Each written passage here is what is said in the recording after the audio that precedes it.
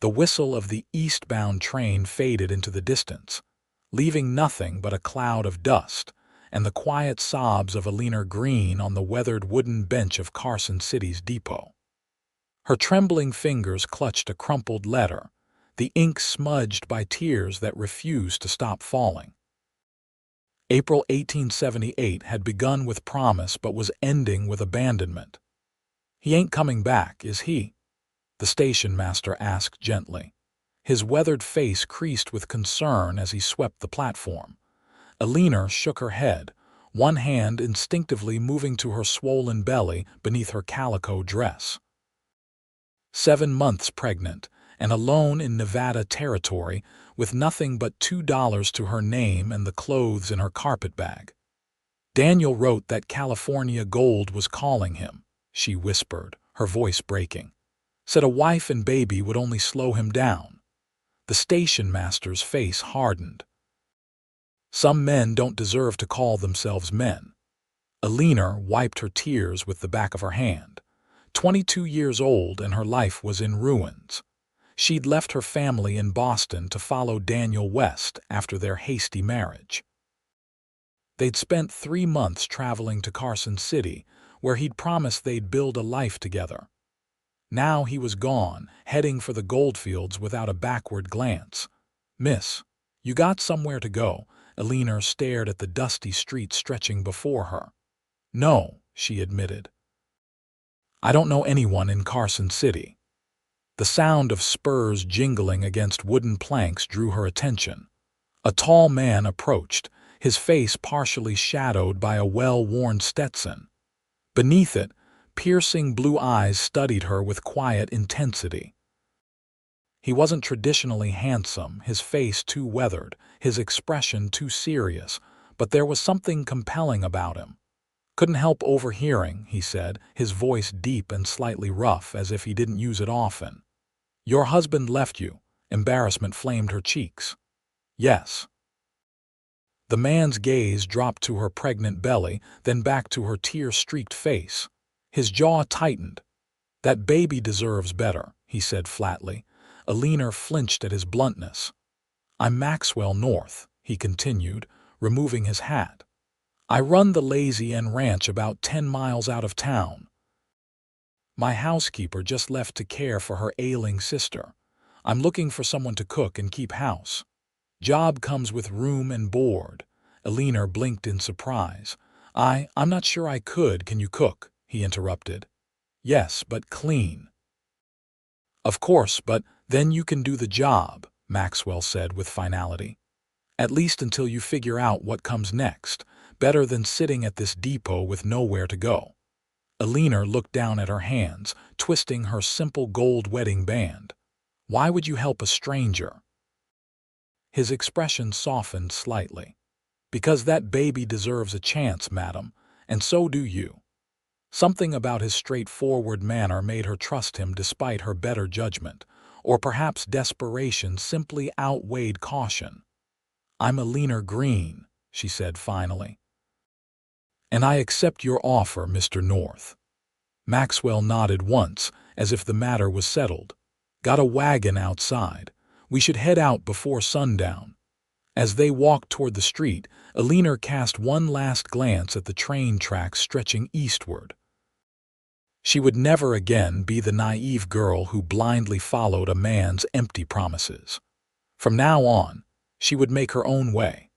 The wagon ride to the Lazy N was largely silent. Maxwell North wasn't a man of many words, and Eleanor was too consumed by her thoughts to engage in conversation. The landscape rolled by sagebrush dotting the vast expanse of land, the mountains rising majestically in the distance. Despite her circumstances, Eleanor couldn't help but admire the wild beauty of Nevada. "It's beautiful country," she said finally, breaking the silence. Maxwell glanced at her briefly. "Hard country," he corrected. "Beautiful, yes, but it doesn't forgive mistakes." The words felt like a warning. The ranch came into view as they crested a small hill. It wasn't grand, but it was substantial, a sturdy 2-story house with a wide porch, several outbuildings, corrals, and a large barn. Cattle dotted the distant pastures. "It's not what most Easterners expect," Maxwell said, noticing her appraisal. "No mansion like in those dime novels." "It's lovely," Eleanor replied honestly.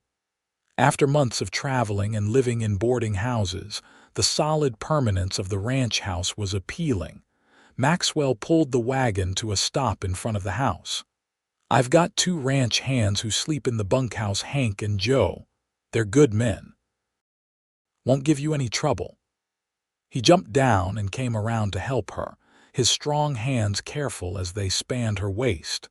The touch, brief as it was, made Eleanor painfully aware of how long it had been since anyone had shown her basic courtesy. Daniel had ceased such gestures almost as soon as they'd left Boston. Inside, the house was plain but clean.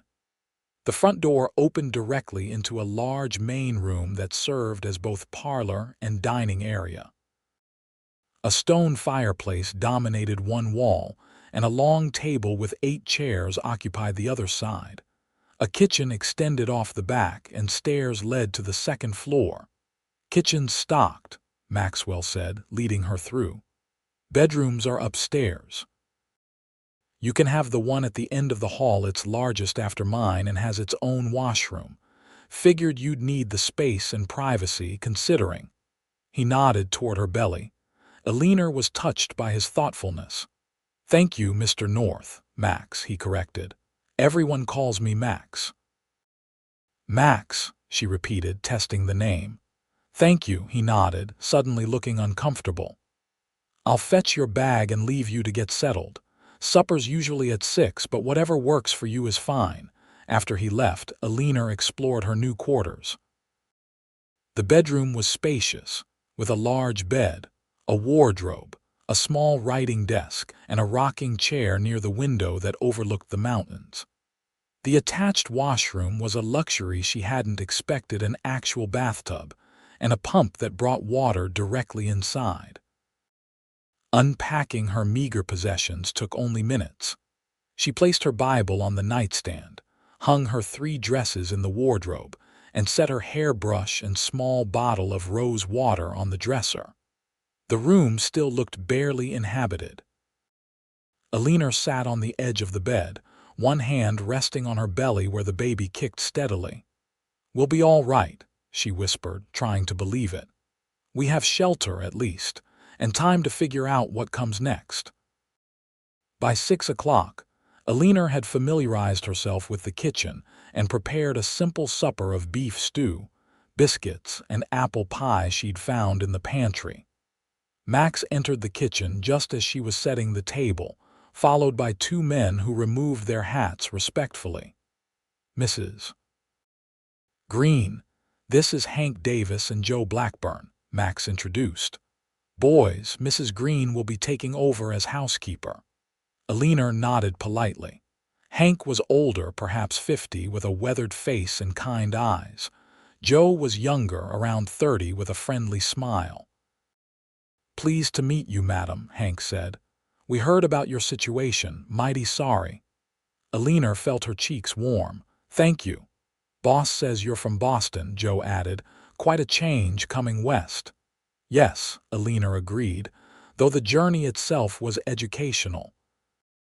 The men chuckled at her diplomatic response. Dinner conversation was sparse but comfortable, focused mainly on ranch business. Eleanor learned that the Lazy Inn ran about 500 head of cattle and was modestly successful. Max had built it from nothing over 10 years, starting when he was just 23. After dinner, the ranch hands thanked her for the meal and headed to the bunkhouse. Max remained at the table, nursing a cup of coffee. "Thank you for supper," he said. "Best meal I've had in weeks." Eleanor smiled, the first genuine smile she'd managed all day. "You're welcome. It was the least I could do." Max studied her for a moment. "If you don't mind my asking, how far along are you?" 7 months, Eleanor replied, her hand automatically moving to her belly. "And your husband just left?" His voice contained barely controlled anger. Eleanor looked away. Daniel and I. It wasn't a love match. My father's business was failing, and Daniel offered marriage and the promise of prosperity out west. My parents encouraged it. She sighed. I think he grew tired of responsibility. The baby was the final straw. Still no excuse to abandon his child, Max said firmly. Or his wife. No, Eleanor agreed. But I'm beginning to see it as a blessing in disguise. Better to know his true character now than later. Max nodded thoughtfully. You're stronger than you look, Mrs. Green. Eleanor, she corrected. And I'm not sure about that, but I intend to become stronger. The days fell into a comfortable routine. Eleanor rose early to prepare breakfast, then spent her mornings cleaning and doing laundry. Afternoons were for baking and preparing dinner. Max and the hands worked from sunrise to sunset, moving cattle, mending fences, and handling the 1,000 tasks required to keep the ranch functioning. Eleanor's pregnancy advanced, making some tasks difficult, but she was determined to earn her keep. Max noticed her struggling one day to hang laundry and built her a lower clothesline the next morning without comment. When reaching the higher shelves in the pantry became challenging, she came down to breakfast to find a small step stool waiting by the kitchen door. These small considerations touched her deeply. Max rarely spoke at length, but his actions showed a thoughtfulness Daniel had never possessed. 3 weeks after her arrival, Eleanor was kneading bread dough when a sharp pain lanced through her abdomen. She gasped, bracing herself against the counter as it passed. False labor, she told herself. The baby wasn't due for nearly 2 months. 20 minutes later, another pain struck, stronger than the first. Fear gripped her. It was too early. The kitchen door opened and Max entered, looking for coffee. One glance at her face had him crossing the room quickly. "What's wrong?" he demanded. "The baby," Eleanor whispered. "Something's not right, it's too soon."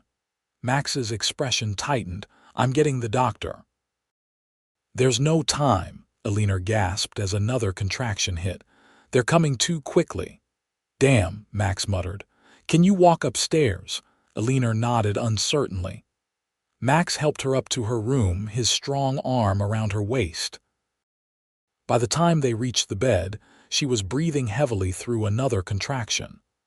"I'll send Joe for the doctor and Hank for Mrs. Patterson from the neighboring ranch," Max said. "She's delivered half the babies in the county." Eleanor grabbed his hand in a panic. "Please don't leave me alone." The vulnerability in her eyes must have reached something in him because his expression softened. "All right, I'll have Hank fetch them both." The next hours were a blur of pain and fear.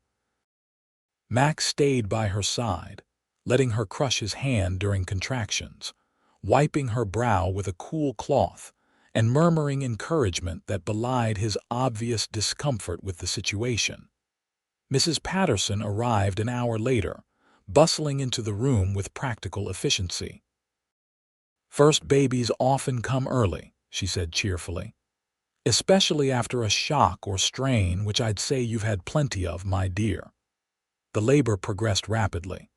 By sunset, Eleanor was exhausted, her hair plastered to her face with sweat, her throat raw from the sound she couldn't contain.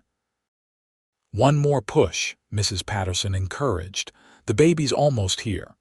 With a final, tremendous effort, Eleanor felt the baby slide from her body. For one terrible moment, there was silence. Then a thin, angry cry filled the room. "It's a boy," Mrs. Patterson announced. "Small, but he's got good lungs." Relief washed over Eleanor. "Let me see him."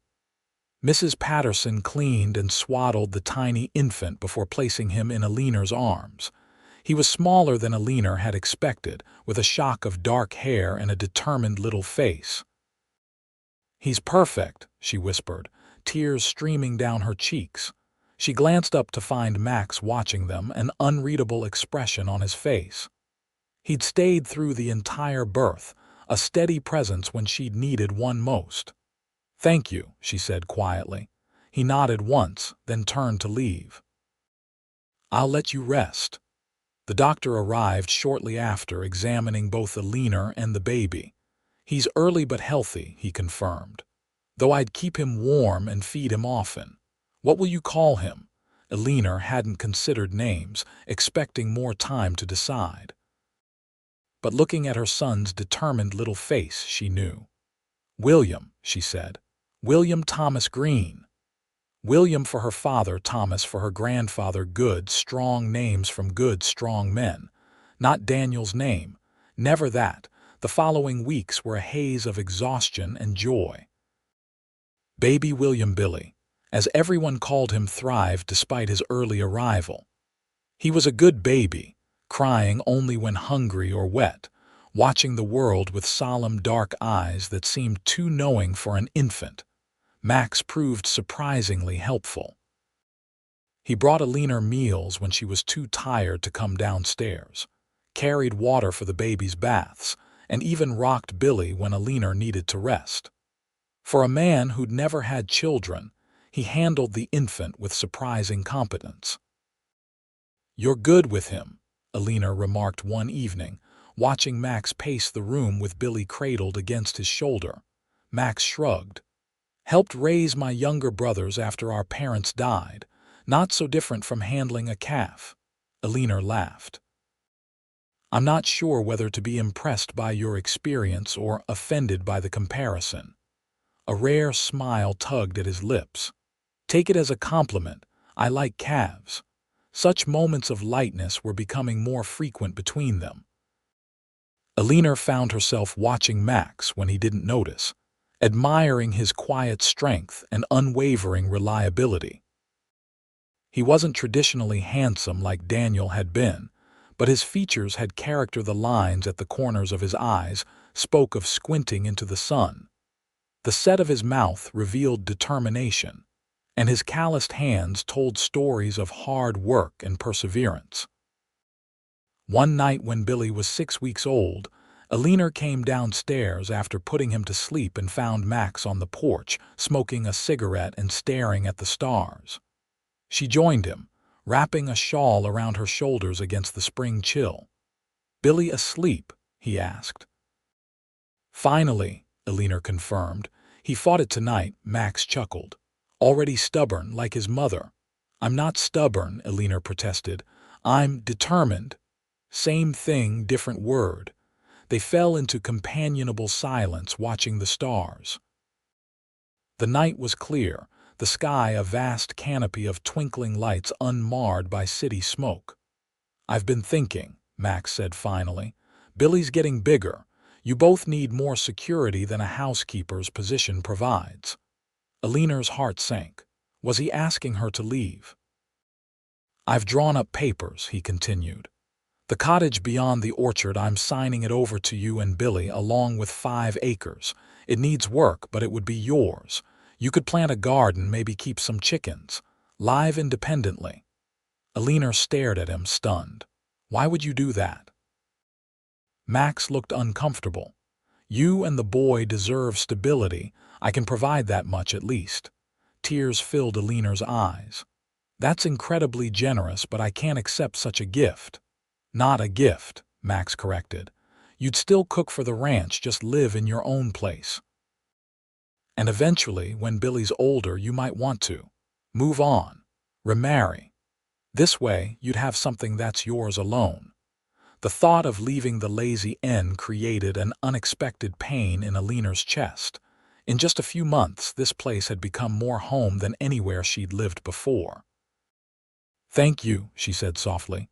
"I don't know what to say." "Say yes," Max replied simply. "The cottage has sat empty too long." 2 days later, Max took Eleanor to see the cottage.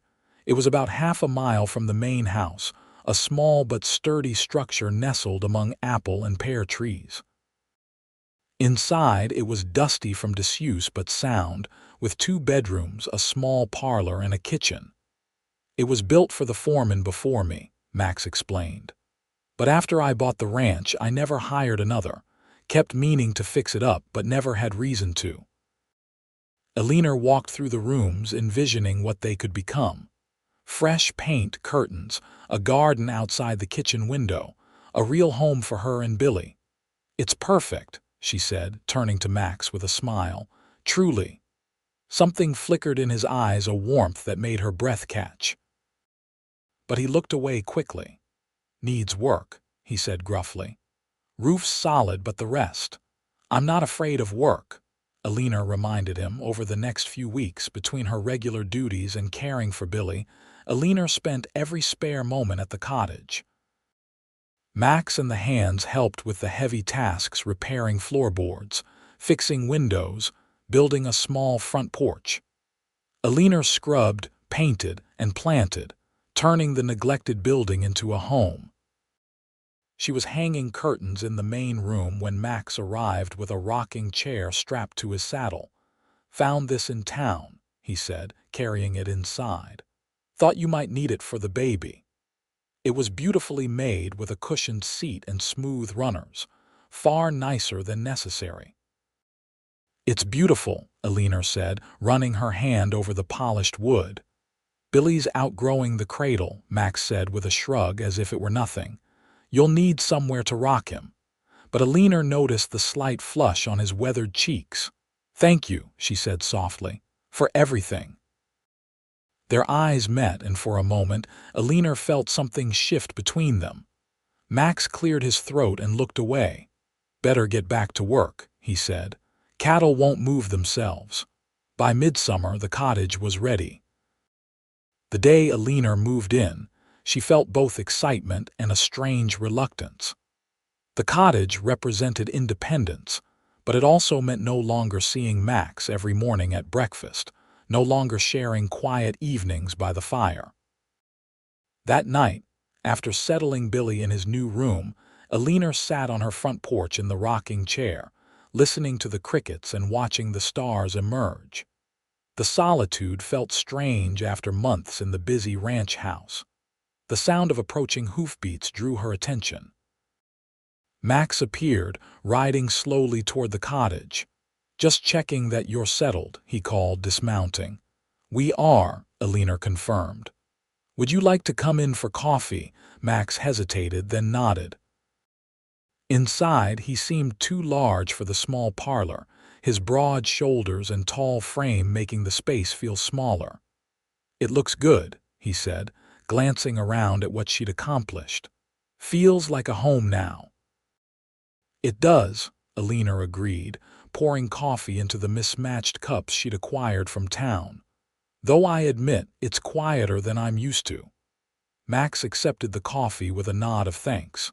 "You'll adjust, and it's not far if you need anything." Eleanor sat opposite him, suddenly aware of how intimate the setting felt, just the two of them in her home with Billy sleeping nearby. No ranch hands, no busy kitchen separating them. "Max," she began hesitantly, "I've never properly thanked you for what you did for me, for us. You gave us a home when we had nothing." He looked uncomfortable with her gratitude. "Anyone would have done the same." "No," Eleanor said firmly, "they wouldn't have. What you did was extraordinary." Max stared into his coffee. "I know what it's like to have nowhere to go," he said quietly. "After my parents died, my brothers and I were separated. I ended up with a rancher who worked me harder than his horses but taught me the cattle business. When I left at 18, I swore I'd build something that was mine, and that I'd never turn away someone who needed help." It was more than he'd ever shared about his past. Eleanor felt honored by his trust. "You've built something remarkable," she said softly. "Not just the ranch, but the kind of life that allows you to help others." His eyes met hers, and Eleanor felt a warmth that had nothing to do with the summer evening. For a moment, she thought he might say something more, but he stood abruptly. "I should go. Early start tomorrow." At the door, he paused. "The offer still stands, you know, for you to cook for the ranch." "If you want." "I'd like that," Eleanor said. "It would be nice to keep our routine." He nodded, seeming pleased. "Good, see you at breakfast then." As summer progressed into fall, Eleanor and Billy settled into their new life. Each morning, she would walk to the main house with Billy strapped to her chest, prepare breakfast and dinner for the ranch, then return to her cottage for the afternoon. Max had one of the hands build a small corral beside the cottage, and on her birthday in September, presented her with a gentle mare and cart. "So you don't have to walk in bad weather," he explained, looking embarrassed when she teared up at the gift. The boundaries between employer and employee had long since blurred. Eleanor still cooked and cleaned, but she also joined Max in the evenings to discuss ranch business. He valued her opinion and increasingly sought her input on decisions. "You have a head for figures," he remarked one night as they reviewed the ledgers. "Better than mine." "I helped my father with his business," Eleanor explained. "Before the troubles that led to my hasty marriage," Max frowned. "Your father pushed you to marry that scoundrel." "He thought he was securing my future," Eleanor said, defending her father despite everything. "Daniel was charming when he wanted to be, and his plans for the West sounded grand." "Men with grand plans often leave wreckage behind them," Max observed. Eleanor smiled wryly. "You're not wrong. But sometimes the wreckage rebuilds itself into something better." Their eyes met across the table, and Eleanor felt that familiar warmth bloom in her chest. Max looked away first. As Billy grew from infant to baby to toddler, Eleanor watched Max's interaction with him change. At first, Max had been careful, as if afraid the child might break. Gradually, his confidence grew. By the time Billy was taking his first tentative steps, Max thought nothing of swinging him onto his shoulders or letting the boy help with simple ranch chores. Billy adored him, lighting up whenever Max entered a room. "Max," was among his first words, usually shouted with enthusiasm as he toddled toward the rancher with arms outstretched. Eleanor tried not to read too much into their relationship. Max was simply kind to a fatherless child. It didn't mean he saw himself in a paternal role. Yet watching them together created a yearning in her that she tried to suppress. One evening in early spring, when Billy was nearly 18 months old, Eleanor was preparing to leave the main house when a violent storm broke. Thunder crashed overhead as rain poured in sheets, turning the yard into a sea of mud. "You're not going anywhere tonight," Max said firmly. "The creek will be up, and that cart isn't safe in this weather." Eleanor knew he was right, but felt oddly nervous at the prospect of staying in the main house again. "I didn't bring anything for overnight," she protested weakly. "Your old room is still there," Max reminded her. "And there are clothes in the dresser. I never cleared them out." Upstairs, Eleanor found her former bedroom exactly as she'd left it, down to the small bottle of rose water on the dresser. She changed Billy into one of Max's old shirts for a nightgown and settled him in the center of the big bed. The storm raged through dinner and into the night. After Billy fell asleep, Eleanor found herself restless. She crept downstairs to find Max still awake, nursing a whiskey by the fire. "Can't sleep?" he asked, looking up as she entered. Eleanor shook her head. "The storm." "Want something stronger than tea?" he offered, gesturing to his glass. Eleanor hesitated, then nodded. She rarely drank, but tonight she felt the need for something to calm her nerves. Max poured her a small measure of whiskey. Their fingers brushed as he handed her the glass, sending a surprising jolt through her. They sat in companionable silence, listening to the rain pound against the roof and the occasional rumble of thunder. The whiskey warmed Eleanor from the inside, relaxing her tense muscles. "You ever think of going back east?" Max asked suddenly. The question surprised her. "No," she answered honestly. "There's nothing for me there now. My parents are gone and I've built a life here." She looked at him curiously. "Why do you ask?" Max shrugged, staring into the fire. "Just wondering if you're content with this life." Was she? Eleanor considered the question seriously. Her life wasn't what she'd imagined as a girl in Boston, dreaming of a loving husband and a fine house. But she had Billy, a home of her own, work that satisfied her, and she had Max. Not in the way a small, secret part of her might wish, but his friendship and respect meant more than she could express. "I'm content," she said finally. "More than content, I'm happy." Max looked at her then, his gaze intense in the firelight. "Even without a husband, a proper family for Billy?" The question stung slightly, though she knew he didn't mean to hurt her. "We are a proper family," she said firmly. "Different, perhaps, but no less real." Max set down his glass. "I didn't mean it that way, I just—" He ran a hand through his hair, looking frustrated. "Damn it, Eleanor, you deserve more than being a widow in a cottage on someone else's land." "I'm not a widow," Eleanor reminded him. "Daniel didn't die, he left." "All the worse," Max growled. "At least a widow gets sympathy, you get whispers." Eleanor hadn't realized he'd noticed the town gossip. She tried to ignore it herself, the sidelong glances, the whispered comments about her situation. Most people believed Max's story that she was a widow, but there were always those who suspected otherwise.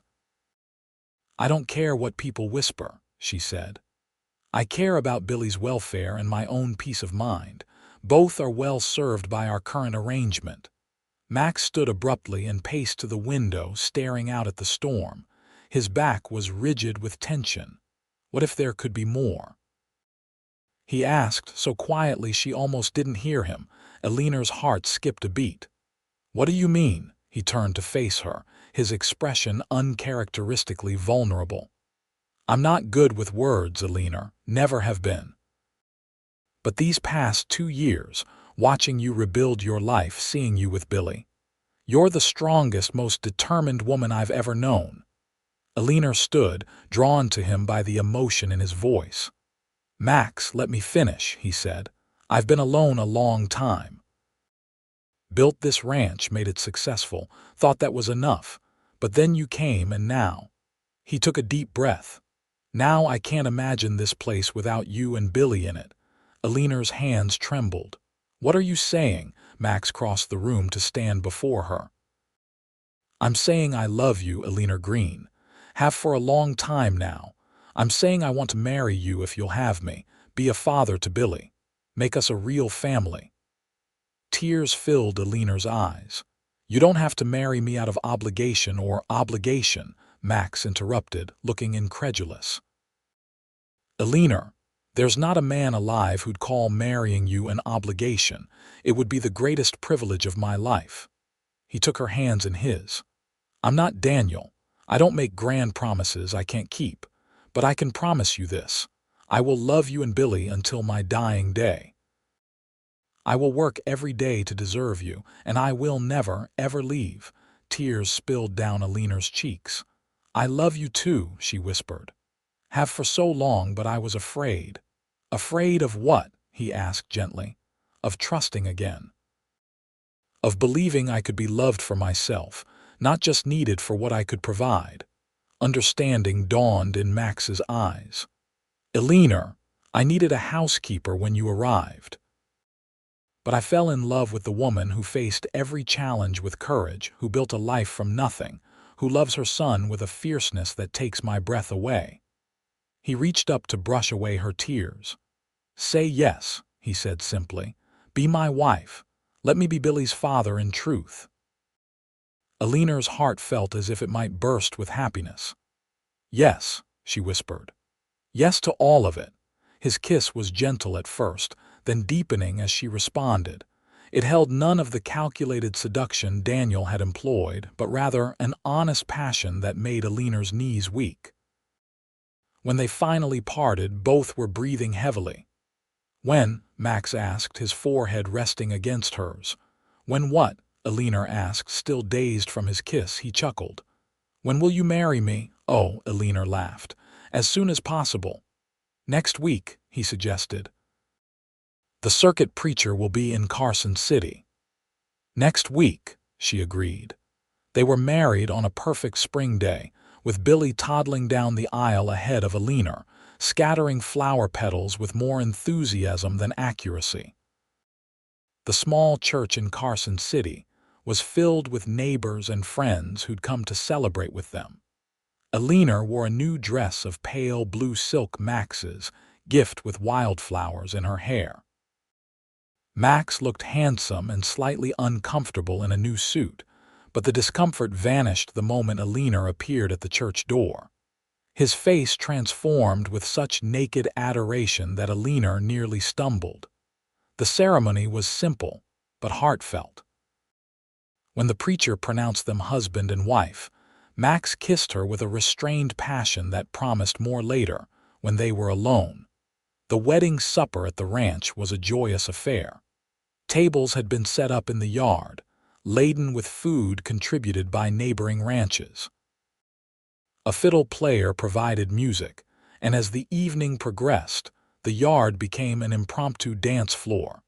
Max surprised Eleanor by being an excellent dancer, guiding her smoothly through a waltz as the sun set behind the mountains. "Where did you learn to dance?" she asked, delighted. He smiled down at her. "My mother taught me, said no son of hers would be a clumsy oaf at social gatherings." "She taught you well," Eleanor said, following his lead as he twirled her skillfully. "I've been saving it for the right partner," he replied, his eyes warm with love. Later, after the guests had gone and Billy was asleep in his room at the main house, Max carried Eleanor across the threshold of their bedroom. His tenderness that night healed wounds Eleanor hadn't known. She still carried the rejection of Daniel's abandonment, the vulnerability of being alone, the fear that she was somehow unlovable. In Max's arms, she found not just passion but a profound sense of homecoming. This was where she belonged. This was the man she was meant to love. Life settled into a new pattern. Eleanor and Billy moved permanently into the main house, though they kept the cottage for visits from Max's brothers and their families. Eleanor continued to manage the household, but now also helped with the ranch accounts, discovering a talent for business that Max encouraged. By the time Billy was 3, the Lazy Inn had expanded to include a small horse breeding operation based on Eleanor's suggestion. Her eye for quality stock proved valuable, and soon ranchers from 3 states were coming to buy Lazy Inn horses. On Billy's 4th birthday, Eleanor shared news that brought tears to Max's eyes. They were expecting a child of their own. "Are you happy?" she asked, suddenly nervous at his emotional reaction. "Happy doesn't begin to cover it," he said, gathering her into his arms. "You've given me everything I never knew I wanted, Eleanor. A son in Billy, a true partner in you, and now another child." He placed his hand gently on her still flat stomach. "I'm the luckiest man alive." 7 months later, Eleanor gave birth to a healthy boy they named James Maxwell North. Unlike Billy's traumatic early arrival, James came right on schedule after a labor that, while difficult, proceeded normally. Billy was fascinated by his baby brother, peering into the cradle with solemn curiosity. "He's very small," he observed. "You were even smaller," Max told him, ruffling the boy's dark hair affectionately. "But you grew strong." "And James will too," Billy decided with 4-year-old certainty. As Eleanor watched her husband with their sons, she marveled at the journey that had brought her here. That terrible day at the depot, when Daniel's letter had shattered her world, had actually been the beginning of something beautiful. Max had been right, her baby had deserved better. And somehow, against all odds, they had found it. 2 years after James's birth, Eleanor gave birth to a daughter they named Sarah Elizabeth. With 3 children underfoot, the ranch house was filled with noise and activity. Max took to fatherhood with the same quiet competence he brought to everything, teaching the boys to ride almost before they could walk, showing endless patience with their questions and energy. Billy, now 7, showed no signs of feeling different from his siblings despite not sharing Max's blood.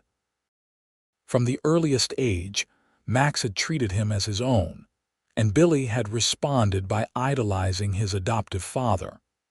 He followed Max everywhere, soaking up knowledge about cattle and horses, determined to be a rancher like his pa. One evening, after the children were asleep, Eleanor and Max sat on the porch swing, enjoying a rare moment of quiet. 10 years had passed since that day at the depot, years filled with hard work, joy, and occasional challenges. The ranch had prospered, now running over 1,000 head of cattle and 30 breeding horses. "Remember when you found me at the depot?" Eleanor asked, her head resting against Max's shoulder. "How could I forget?" he replied, his arm tightening around her. "Best decision I ever made, offering you that job." "You were so gruff," Eleanor teased. "Barely said 10 words together." Max chuckled. "Was terrified of saying the wrong thing. This beautiful woman with sad eyes I just wanted to help, but I'd never been good with words." "You said exactly what I needed to hear," Eleanor reminded him. "That baby deserves better. It gave me something to fight for when I'd almost given up." "And look what you built from that determination," Max said, pride evident in his voice. "A wonderful family, a successful business partnership, and a housekeeper who eventually agreed to marry the boss." Eleanor laughed and swatted his arm. "I married you despite your being the boss, not because of it." "Why did you marry me?" Max asked, a rare note of vulnerability in his voice. "You could have established yourself independently once you had the cottage." Eleanor turned to face him, cupping his weathered cheek in her hand.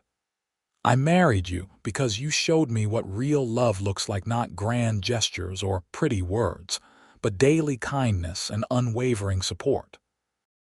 You loved Billy before you loved me, and that spoke volumes about your character."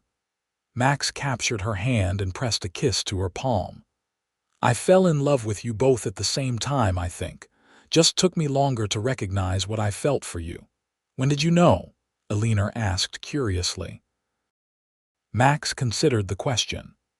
"Remember that first Christmas, when Billy was just a few months old? You were exhausted from being up with his colic, but you still made that special dinner and even hung stockings. After everyone went to bed, I found you in the kitchen, half asleep over a cup of tea but still trying to finish those cookies for the hands." Eleanor remembered. She'd been so tired she could barely stand. "I carried you upstairs," Max continued. "And as I was leaving, you grabbed my hand and said, 'You're a good man, Maxwell North,' the way you looked at me." He shook his head. "No one had ever seen me that way before, like I was something special just for being who I am." "You are special," Eleanor said softly. "So are you," he replied. "And I thank God every day that Daniel Green was fool enough to leave you at that depot." Eleanor smiled. "So do I." As twilight deepened into night, they remained on the porch, the comfortable silence between them worth more than 1,000 words. Eleanor thought about the frightened young woman she'd been, pregnant and abandoned, and marveled at how completely her life had transformed. The depot had seemed like an ending, but it had actually been a beginning. Max had seen her at her lowest moment and recognized something in her worth saving. In doing so, he'd saved himself as well, finding the family he'd never known he needed. 3 years later, they added twin boys to their family, Michael and Matthew, completing what the neighbors now called the North Tribe. The ranch continued to prosper, eventually becoming one of the most successful operations in Nevada. Billy, now 15, had legally taken the North name when he was 10, at his own request. He was the spitting image of Eleanor, but had absorbed Max's quiet competence and steady nature. James, at 11, was his father in miniature, both in looks and temperament. Sarah, 9, had her mother's determination coupled with a spirited independence that kept them all on their toes. The twins, at 6, were still discovering their personalities, but showed signs of combining the best traits of both parents. On their 15th wedding anniversary, Max surprised Eleanor with a trip to San Francisco, their first real vacation since their marriage. They left the children in the capable hands of Max's youngest brother and his wife, who had settled on a neighboring property years earlier. In the privacy of their hotel room, Eleanor presented Max with a special gift, a leather-bound album containing photographs and mementos from their years together. The first page held something he'd never seen: the crumpled letter Daniel had left her at the depot. Max read it with a frown. "Why keep this?" he asked. "Turn the page," Eleanor instructed. The next page contained a small sketch Billy had made when he was 5, a rudimentary drawing of a man, a woman, and a child, with "My family" written in childish scrawl across the top. "From endings come beginnings," Eleanor said softly. "Without that letter, without being left at that depot, I would never have found you. We wouldn't have our family." Max closed the album and pulled her into his arms. 15 years, he murmured against her hair. "And I love you more today than the day we married." "As I love you," Eleanor replied. "More than I ever thought possible." Later that night, as they stood on their hotel balcony overlooking the bay, Eleanor reflected on the journey that had brought them here. From a pregnant, abandoned woman with nothing but a carpet bag and $2, to the contented wife, mother, and business partner she'd become. "What are you thinking?" Max asked, his arms encircling her from behind. "That sometimes the worst moments of our lives lead us to the best," she answered. "And that some men, the ones who truly matter, stay." Max turned her to face him. "Always," he promised, just as he had 15 years before. And as he sealed the vow with a kiss, Eleanor knew it was a promise he would keep for a lifetime.